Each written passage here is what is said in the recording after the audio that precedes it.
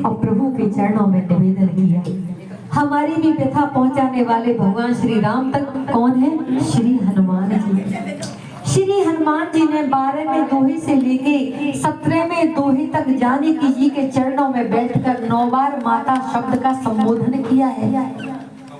माता शब्द 9 बार बोला है 12वें दोहे से लेके 17वें दोहे तक, क्योंकि श्री हनुमान जी जानते हैं कि रावण को समझाने से वो समझने वाला नहीं है और युद्ध तो करना ही पड़ेगा और युद्ध के लिए शक्ति की आवश्यकता होती है।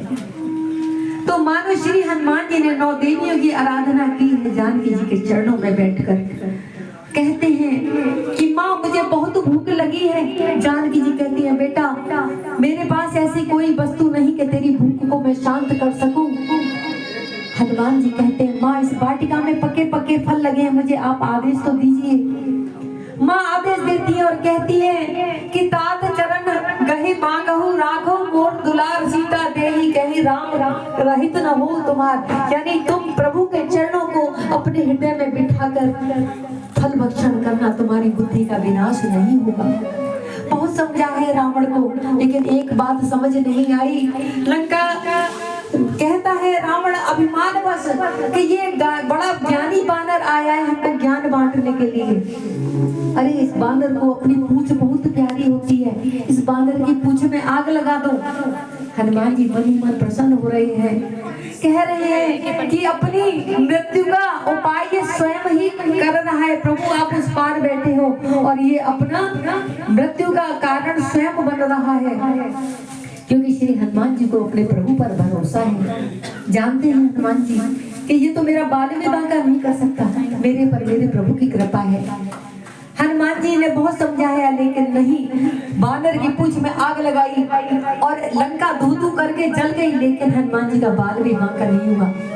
माँ के चरणों में आकर बैठे और कहते हैं कि माँ मुझे भी ऐसा कुछ चिन्ह दीजिए जैसे प्रभु ने मुझे पुत्रिका दी थी। प्रभु को विश्वास हो जाए कि मैं माँ के दर्शन करके आया हूँ।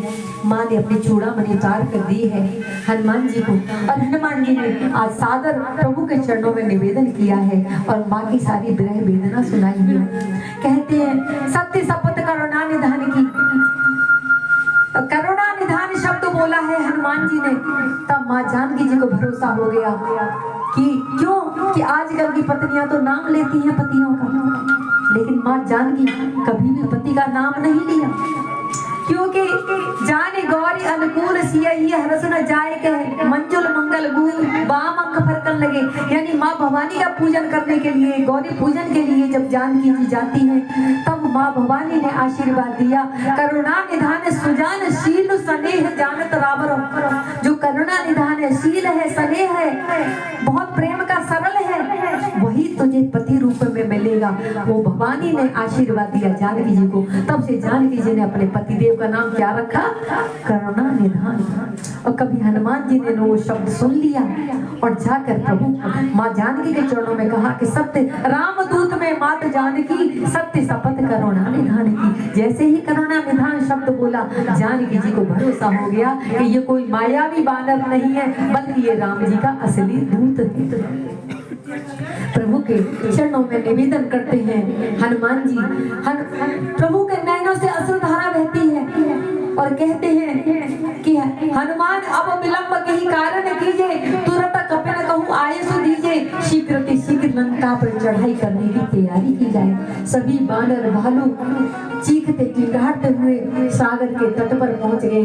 जब तक समुद्र को नहीं देखा था मन में विचार कर रहे थे कि इस विशाल सागर को लांग कर लंका पर चढ़ाई कर देंगे, रावण का वध कर माँ जानकी को बंधन मुक्त करेंगे। लेकिन जैसे ही विशाल सागर को देखा सबके सब शांत होकर बैठ गए और हनुमान जी की तरफ देख रहे हैं कि इतनी सामर्थ्य तो श्री हनुमान जी में थी। इस विशाल सागर को लांग कर चले गए और वापस भी आ गए। अपना तो जाना भी बहुत मुश्किल है, इस जीवन को पार करना भवसागर को ही पार करना है। और भवसागर को कैसे पार करना है ये सुंदर कांड के माध्यम से श्री हनुमान जी हमें बताते हैं। क्योंकि श्री हनुमान जी ने कोई शहर जैसा लंका भस्म किया। अरे हमारा मानव शरीर ही लंका है और हमारा मानव शरीर ही अयोध्या है। राम जी के आचरण पर, राम जी के आदर्शों पर चलेंगे तो ये अयोध्या बन जाएगी, और रावण के आदर्शों पर चलेंगे तो यही लंका बन जाएगी। ये तो हमारे ऊपर है कि हम लंका बनाएं या अयोध्या बनाएं। तो हनुमान जी ने काम, क्रोध, मद, लोभ, मोह रूपी लंका जलाकर भस्म की और भक्ति स्वरूपा जानकी जी को प्राप्त किया। हमको भी अगर भक्ति प्राप्त करनी है, निश्चित ही अपने विषय विकारों को हमें त्यागना होगा, तभी हमको भक्ति प्राप्त होगी। सुंदर कांड पाठ करने का यही हमारा मेन उद्देश्य है। भगवान श्री राम इसी के माध्यम से हमको ये सिखाना चाहते हैं, ये प्रेरणा देना चाहते हैं कि तुम भी राम की, हनुमान की तरह भक्ति करोगे तो तुम भी मुझे उतने ही प्रिय हो जाओगे जितना प्रिय मुझे राम है, हनुमान है। हनुमान जी से कहते हैं भगवान श्री राम, हमने सुना है तुम लंका दहन करके आए हो। बहन जी सुन लीजिए 2 मिनट, बहन सुन लीजिए कि हनुमान जी ने कैसे भक्ति प्राप्त की। भगवान श्री राम कहते हैं हनुमान जी से, हनुमान हमने सुना है तुम लंका दहन करके आए हो। हम होते तो कहते सारी लंका जलाया है प्रभु, केवल एक विभीषण का घर छोड़ा क्यों, कि वहां पर आपका नाम लिखा था।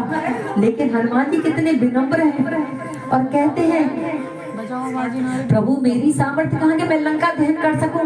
ये तो लंका दहन की आपके प्रताप ने, माँ के संताप ने और उस रावण के पाप ने। मैं तो निमित्त मात्र हूँ, मैं तो वानर हूँ जाति से, केवल उछल कूद करना ही मुझे आता है। मुझे कहाँ सामर्थ्य कि मैं लंका दहन कर सकूं। और यह प्रेरणा हमको श्री हनुमान जी से मिलती है, क्योंकि हनुमान जी समर्थवान है लेकिन फिर भी अपने ऊपर भरोसा नहीं है। किसके ऊपर भरोसा है? भगवान श्री राम पर। और हमको भगवान पर भरोसा नहीं है, हमको भरोसा है अपने ऊपर। लेकिन सुंदर कांड पाठ करने से हमको ये शिक्षा मिलती है कि हमें भगवान पर समर्पण भाव से भक्ति करें तो निश्चित ही हमको प्रभु क्षमा करेगा।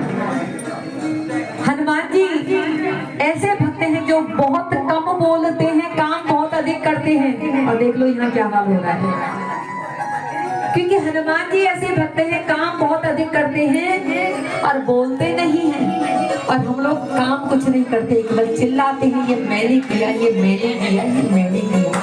और यही कारण है कि आज हम यहीं तक सीमित रह गए, यहाँ तक नहीं पहुँच पाए। हम थोड़ा थोड़ा प्रयास कर रहे हैं पहुँचने का।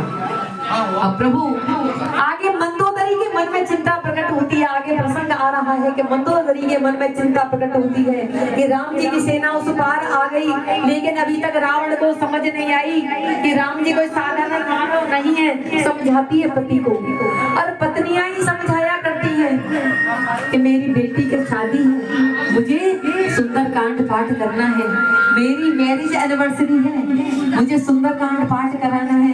99% पत्नियां ही आग्रह करती हैं पतियों से, लेकिन ऐसा नहीं कि उसमें पत्नियों का ही सहयोग है, पति का भी सहयोग है।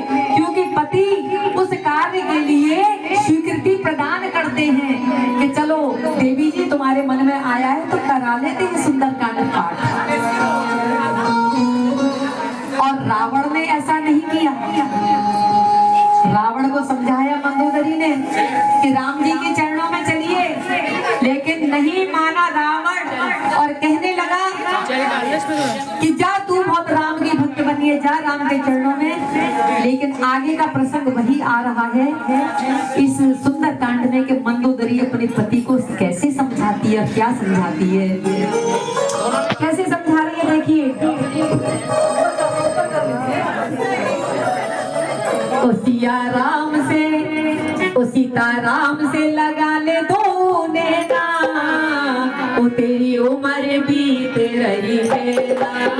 सीता राम से लगा ले दो नैना, तेरी उम्र बीत रही है। सीता राम से लगा ले दो नैना, तेरी उम्र बीत रही है।